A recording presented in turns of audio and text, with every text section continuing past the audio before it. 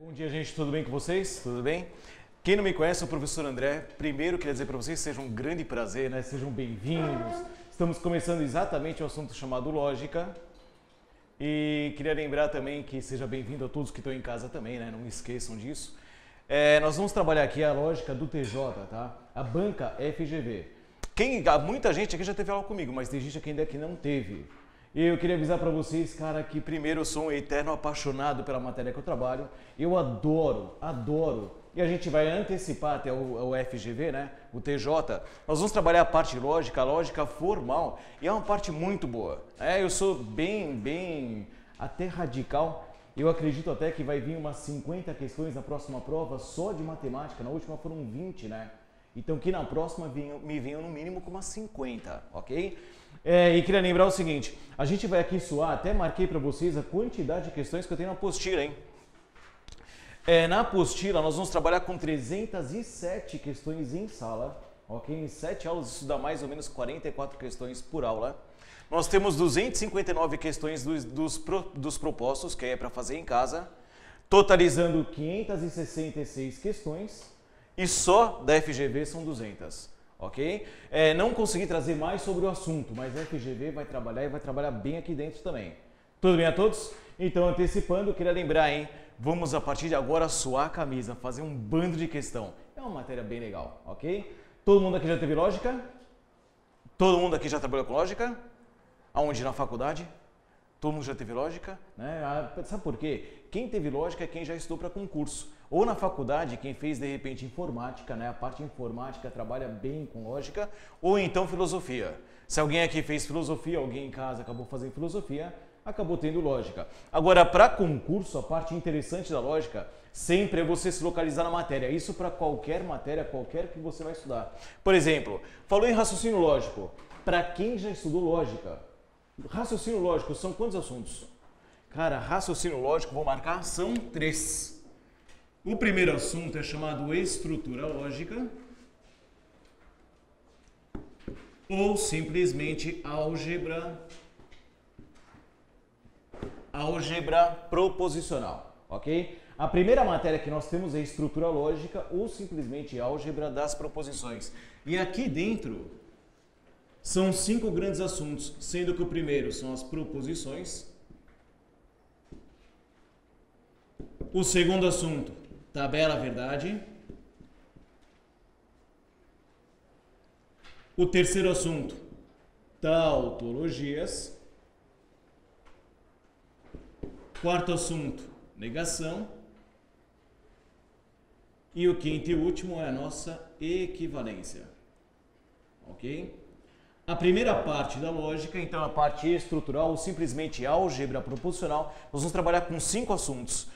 Lá de proposições, tabela verdade, tautologias, negação e equivalência. Ok? Passou a parte estrutural, nós vamos para o segundo assunto aqui dentro da lógica, chamado argumentação. Na argumentação, nós vamos trabalhar então com as suas definições. Nós vamos trabalhar aqui dentro da argumentação com diagramas lógicos. E por último, o estrutural. Aquele que vai apresentar conectivos, ok? Ou seja, vai depender da nossa estrutura.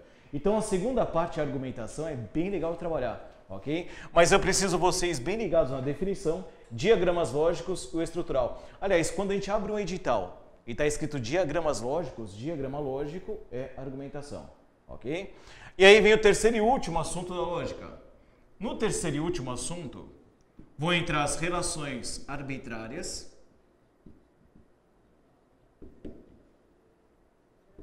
mais os raciocínios. Nas relações arbitrárias, aqui dentro nós vamos trabalhar com associações. Nós vamos trabalhar aqui dentro com verdades e mentiras.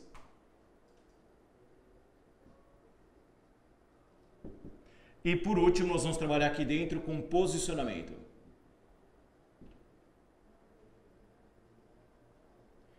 Já os raciocínios, eu tenho 5.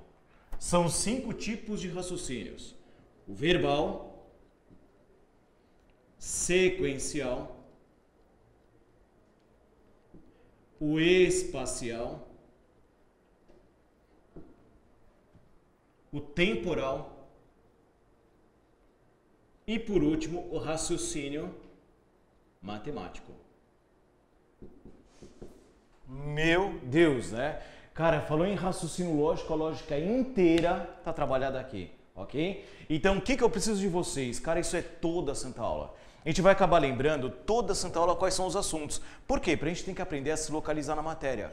A coisa mais importante quando a gente faz algum curso é saber qual é a questão, onde é que eu estou na matéria, qual é o assunto. Então, lembrando, eu tenho 3 grandes assuntos, sendo que o terceiro e último, né, são 2, que são as relações arbitrárias e os raciocínios.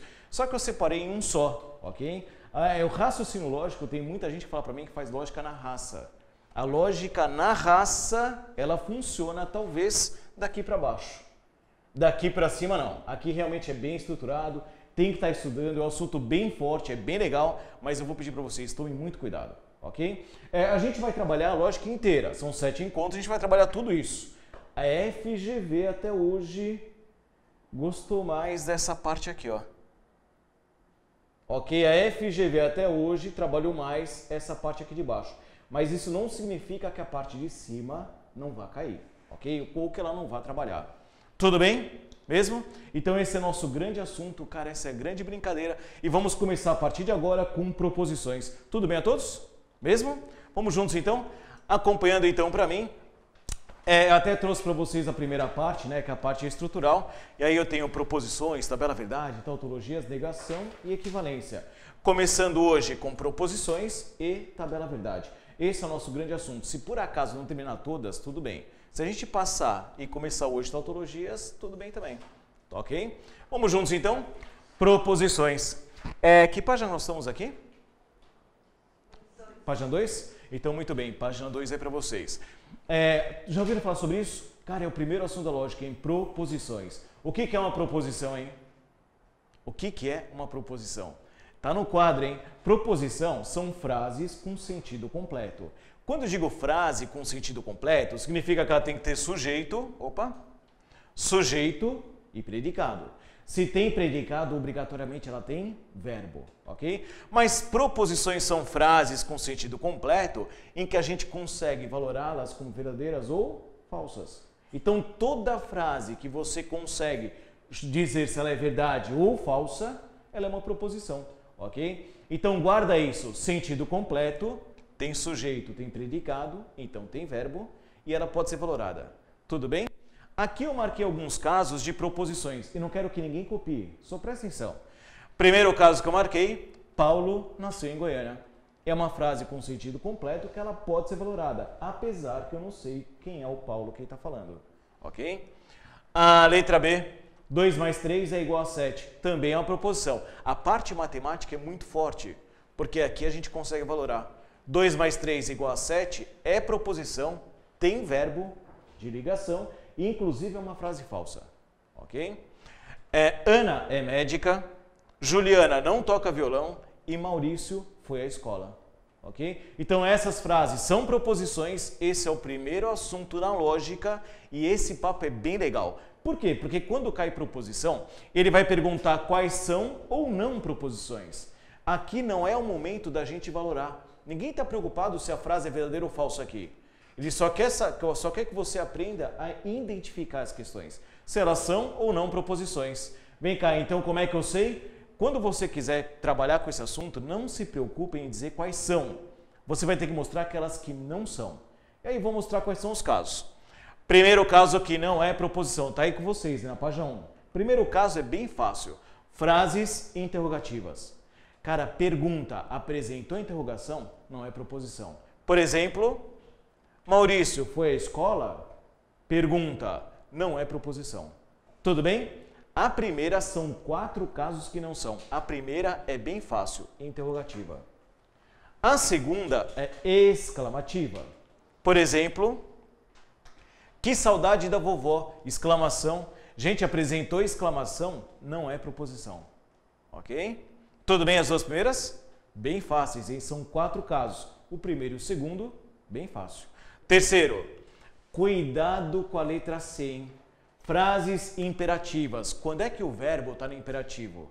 Quando ele expressa uma ordem, um desejo, um pedido, uma recomendação. Gente, eu vou pedir para vocês escreverem isso na apostila, hein?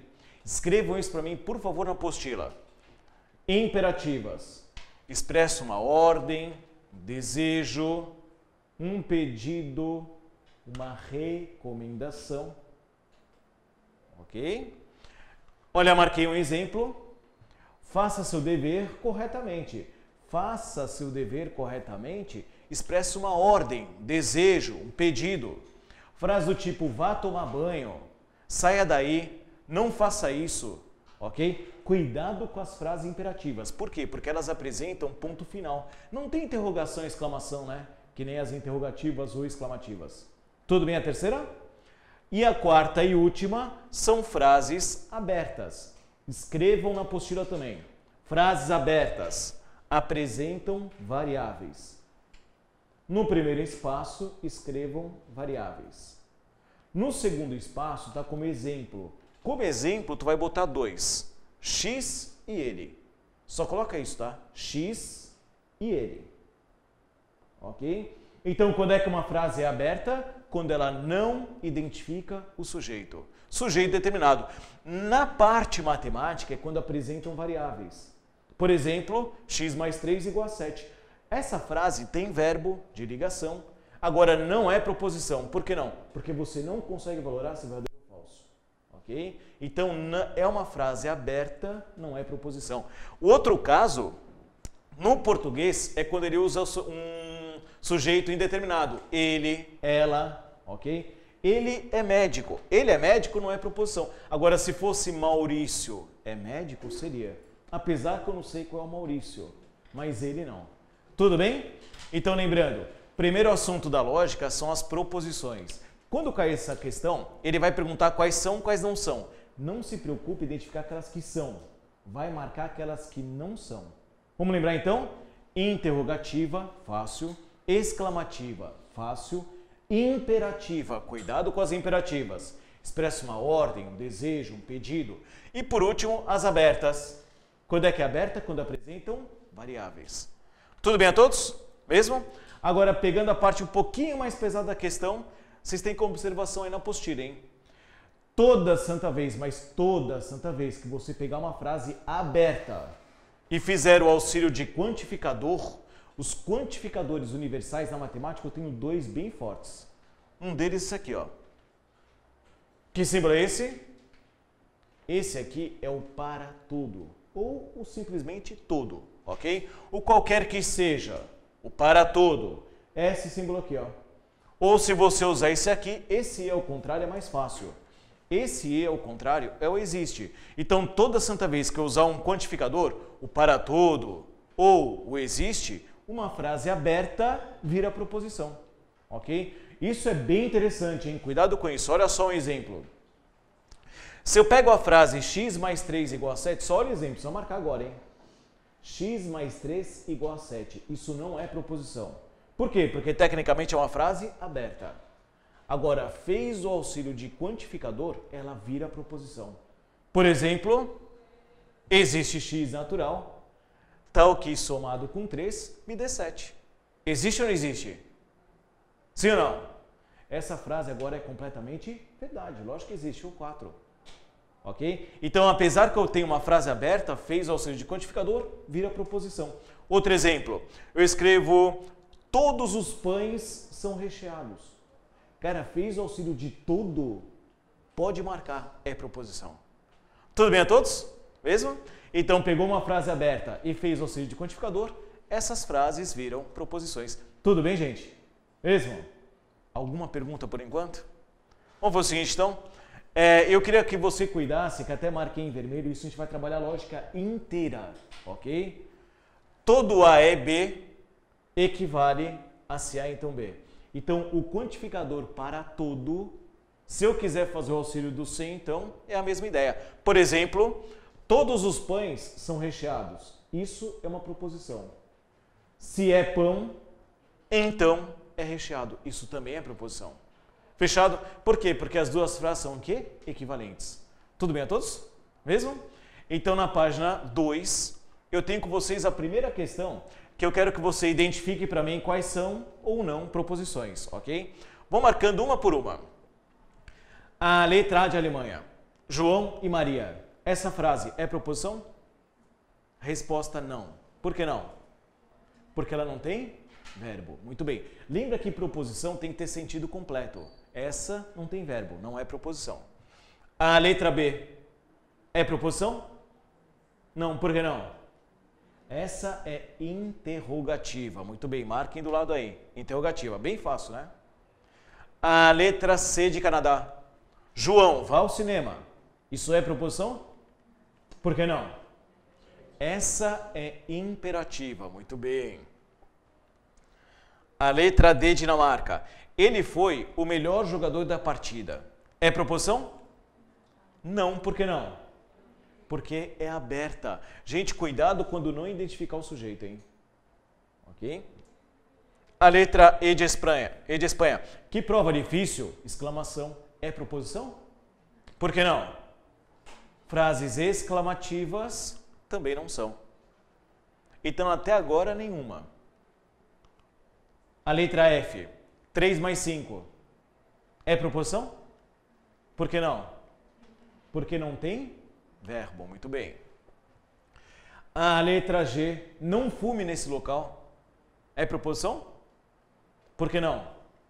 Essa é imperativa. Expressa uma ordem, um desejo, um pedido. Essa também não é.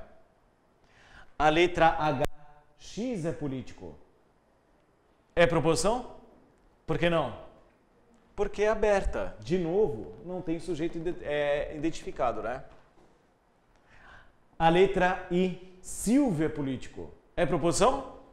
Agora é. Esse é o primeiro caso que eu posso marcar. A letra I é proposição. Inclusive, verdadeira ou falsa? Sei lá qual é o Silvio que eu estou falando, né? Mas que ela é, ela é. Então não se preocupe em valorar. Se preocupe em identificar. Ok? A letra J é proposição? Por que não? Também não tem verbo. Muito bem. A letra J não tem verbo, hein? A letra K é proposição? Sim ou não? Verdadeira ou falsa?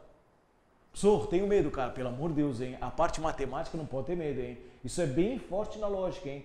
Verdadeira ou falsa? Completamente falsa, mas é proposição.